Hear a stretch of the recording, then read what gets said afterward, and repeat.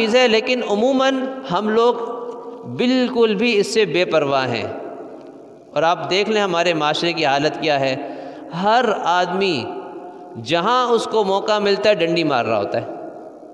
اب مثال کے طور پہ ایک دکاندار نے کم تول کر بیچا ہے، تو اب جتنا اس نے اس لحاظ سے کما لیا تو وہ اس کے لیے حرام ہے۔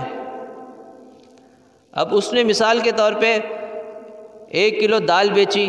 اب اس دن مجھے ایک لڑکا بتا رہا تھا کہ میں ایک دکان سے مستقل ادھار پہ مال لیتا ہوں، سامان لیتا ہوں، گھر کا راشن لیتا ہوں۔ تو ایک دفعہ میں نے اس کی دال تولی، دوسرے جگہ سے تلوائی، تو پتہ چلا ہے کہ اس میں فرق تھا۔ بظاہر تو اس نے 1 کلو تولا ہے، لیکن دوسری دکان سے میں نے جب اس کو تلوایا تو وہ 1 کلو سے کم۔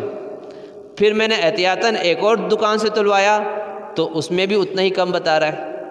2 یا 3 ترازوؤں سے میں نے تلوایا تو دیکھا کہ وہ واقعی کم تھا۔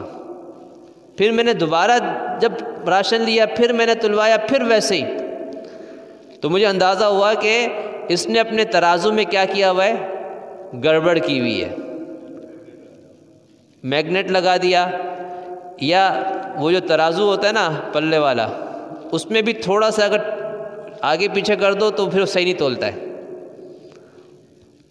یا پھر بعض دفعہ جو باٹ ہوتے ہیں نا، باٹ وہ کلو کے نہیں ہوتے۔ کل کسی میں تصویر دکھائی، نیچے وہ الیکٹرانک ترازو رکھا ہوا ہے، اوپر اس پہ 1 کلو کا باٹ رکھا ہوا ہے، اور اس میں نیچے لکھا ہوا ہے 970 گرام۔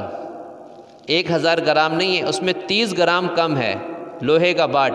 حالانکہ جو باٹ ہوتا ہے نا، اس کے وزن میں اضافہ تو ہونا چاہیے، کمی نہیں ہونی چاہیے۔ وقت کے ساتھ ساتھ جیسے اس کے اوپر میل کچیل جم جاتا ہے، اس پر زنگ آ جاتا ہے، جس کی وجہ سے اس کے وزن میں مزید اضافہ ہونا چاہیے، کم نہیں ہو سکتا اس کا وزن۔ تو اس کا